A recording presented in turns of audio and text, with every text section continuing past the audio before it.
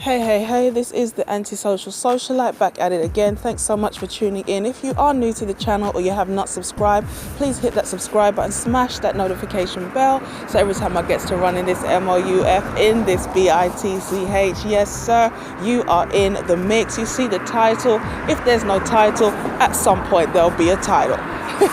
But the title of this video is Black Women Value the Title of Wife but Not the Role. Did I just say that? Yes, I did. This video is not going to be very long. I say that every time, but you know, black women be lying.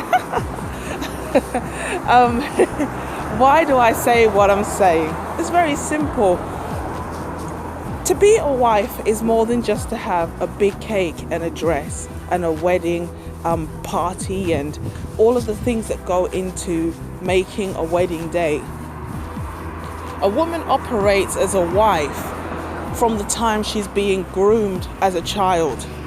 When she's being trained by a mother or females to cook and to clean, that is how she's preparing to be a wife. Now, I don't know if I said this in a previous video. There's a lady that I knew, and she was a black lady, and her daughter stayed with a nanny. And she said to me, the nanny was so good. Anytime the nanny is cooking, the daughter has to get a bowl. If nanny has a bowl, the daughter has a bowl. If nanny is seasoning, the daughter is seasoning. And she said to me, my daughter's a wonderful cook because the nanny used to train her. Now, in an ideal situation, your own parents are the ones who train you. But obviously, the woman was working, so she couldn't do it. But the nanny made sure that the daughter had the skills that she needed to be a decent wife. And this is what's lacking in the black community today. We have a lot of women who are not being groomed and prepared to be wives. A lot of the women today are looking forward to the ceremony. They care about the ceremony. They care about, they spend years planning the day itself. But when you ask them, what do you have planned for the next 50 years after that day? It's crickets, nothing. They just want to be able to check off on the bucket list, I have made it to wife status. But when it actually comes to fulfilling the role, that's where you get a lot of the pushback, okay? Women look forward to the day. They look forward to the day where they can be the center of attention, they're exchanging the vows, they're signing the certificate, but they don't want to actually do the role of a wife. We know this because women do not prepare their daughters to be wives, and the women themselves, when they're asked, well, what should you do to please your husband? They're like, I didn't know that was part of the job description. Please him, he's got me in sex, so what's the problem? This is a real big issue. This is something that needs to be addressed in terms of attitude, because at the end of the day, if you have an attitude where I'm not working in partnership with my husband, I'm giving and receiving, guess what? You're not going to be married for very long. And this is what's happening right now in a lot of situations. People are looking forward to the day, they're getting caught up in the theatrics, they're getting caught up in the honeymoon period. But once that day passes, everything starts to fall apart. How many times have we heard things got worse after we got married? People need to get away from this idea that getting married is going to fix things. No, getting married is only going to escalate the problems that already exist.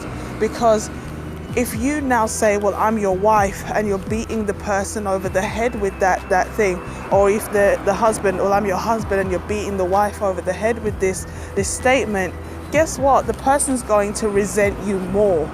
They already don't want to do the role. They don't want it thrown in their face that I've already made this vow and now we're legally bound to each other. So it's important that as women, we understand what the role of a wife is. Biblically, it's a helpmeet. That means a suitable companion or a suitable helper. You know, this is where, there's leeway. It's flexibility. where people can say, oh, it's different strokes for different folks, different people live different. It's one way for you and you're entitled to your opinion and blah, blah, blah. We get all that. We know that. But people take those kind of expressions too far. Because what they then try to say is, it's an anything goes situation. No, it's not an anything goes situation. Because at the end of the day, every man wants to be respected in his own home, period. It doesn't matter whether he's Asian, whether he's Chinese, whether he's black or white. A man interprets love by respect. When you are disrespectful, he immediately understands, oh, this female does not love me. Men don't want romantic gestures. They want to know that when they talk, the woman is listening. That's what they want. So when a woman is like wringing her neck, kissing her teeth, being obstinate, it's like, nah, this is a no-go for me. This is a no-go. He would rather have the respect and no romantic gestures. Because really, when a woman is giving a man romantic gestures, she's projecting. She's doing for the man what she would like for herself. So it's not really about pleasing the man. It's not about doing something that the man wants. It's actually about doing what she would like, which is just self-serving. You ever give I don't know, has anyone ever given you something and you didn't want it and they couldn't take it back fast enough? And you think to yourself, oh, you never really bought that for me. You just bought it and made out like you bought it for me as a sham. But when I said no, you were very quick to just and you took it back. That's what some women giving gifts are like. Oh, you don't want the pamper day? All right, I'll go then. Oh, you don't want the massage? Well, I'll take it then. You don't want these vouchers? Well, if you're not going to use them, I'll use them. You never really bought them for the man. Because if you're buying something for somebody, you buy something they actually want. And likewise, in a marriage or a relationship, it's not about doing what you would like for yourself. It's about doing what is going to make the partner happy. What's really irritating, and this is why a lot of men in the manosphere become so annoyed, is not because women don't understand this. They clearly do understand this, but they only understand it when it's in the context of being self-serving. When it's for them, their benefits, they understand, you should please me, you should satisfy me, you should look after me, you should take care of me. There's a role you have to play, and this role is this, and they can reel off this long-ass list of all the things as a man, as a real man, you should do. But when you ask the woman, so what's your end of the bargain? Well, I'm pretty and I just give sex. It's like, huh? In this day and age where you have a whole culture, you do not need to actually get into a legally bound situation in order to get access to that. I mean, there's some people, they're quite happy to give you that for like a spliff or a joint or something. Seriously. If you're like, I've got a bottle of wine, they're like, yeah, I'm open. So this notion that men are so, and let me say this carefully, because men actually do want to be married. Men actually do want to start families. Contrary to the stereotypical view that's put out there, men actually are quite traditional. A lot of men have looked forward to getting married and starting a family. The problem is they just don't have anyone to start a damn family with. Hence why you have a lot of black men leaving, a lot of black men going to women of other cultures, because these women are raised to understand their role. Like I said in previous videos, they're not fighting nature, they're working with nature, they're relishing their role, and they look forward to being a wife because they have plans for their family, they have plans for their kids, they have desires for their home, they have desires for their children. It's not just some ad hoc, oh well, you know, that fumble was so nice, oops, you know, I've got a baby now, what are we going to do with it kind of thing. No, these women are raised to think about these things. So when they actually get into these situations, they know, I always dreamed of calling my daughter this, buying her this, doing that. They have a plan. Black women need to operate more like, I was going to say white women, but they just need to operate like any other woman but themselves, to be fair. Because the way we're doing things is causing so many problems. because we are not arranging ourselves in a way that we can actually be wifed up. You want to be a wife, you have to know what your role is as a wife. And the reason so many black women don't know what their role is as a wife, or they struggle with that role, is simply because they have, number one, they haven't seen it in their own homes. They grew up with dysfunction. They grew up in single mother households. They grew up in households where women were thinking they were so strong and independent that they didn't need a man. They just needed the man to come and do his thing and go. And as a result, the daughters grow up thinking this is okay. It's okay to be the strong woman, and okay, there's a man in the house, but mum wears the pants kind of thing. And the other thing is, mothers are not setting a decent example. It's kind of like the first one. You didn't see your mother interacting in a healthy way with men, and she herself didn't necessarily set a good example whether there was men or not. And then on top of that, she's not educating. Just like any other role that we have to fulfill, we have to be trained. It is what it is. That's why they talk about home training. You're trained at home so that you can fulfill your role, so that you are an asset to a man. Because a man who's got enough money, monetary assets, does not need a wife. Women need to get this thing out of their heads that they're so indispensable. No, you have made yourself completely disposable. If you are not cooking, cleaning, if you're not adding some kind of emotional and practical value to a man's life, you have been reduced to nothing but a sex object, because that is the only thing that he can get from you. If we are useless, that is the only thing a man can get from us, because that's the only thing we bring to the table. And there's a difference between being used for sex and wifed up. And unfortunately, too many women do not understand the difference.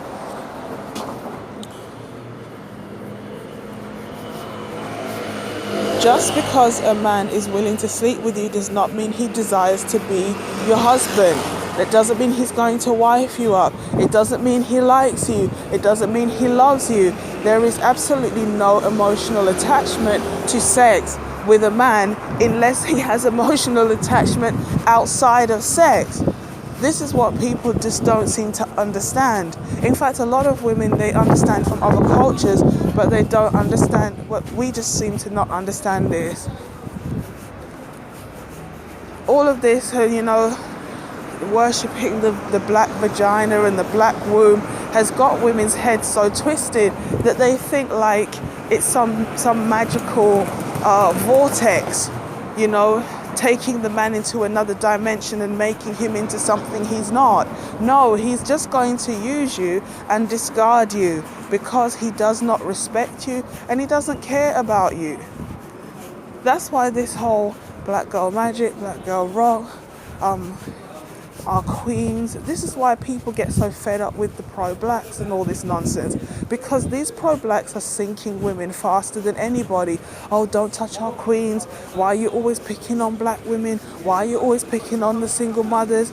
There's a saying that I heard, the first time I heard it, I nearly fell off the bed. I was like, the society is only as strong as its women. And I was like, huh?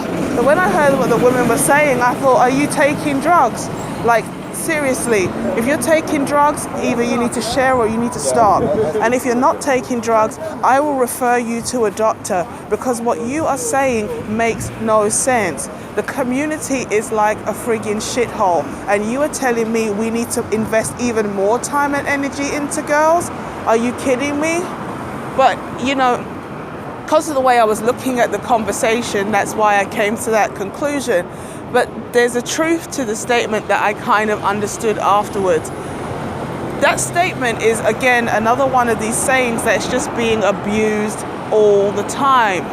The point of the statement is not that we need to do more programs for girls and we need to put more black girls in videos and commercials, and we don't need to build more schools specifically for females.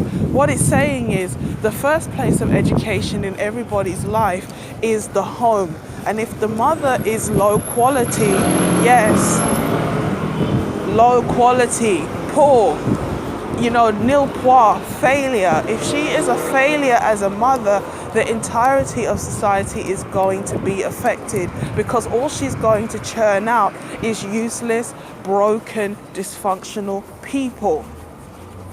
The society is made up of people. The society is made up of families. So if the women are reckless with who they choose to have children with, or who they choose to let come around their children, all that's going to do is increase the number of broken, dysfunctional people who then go out into society making more problems.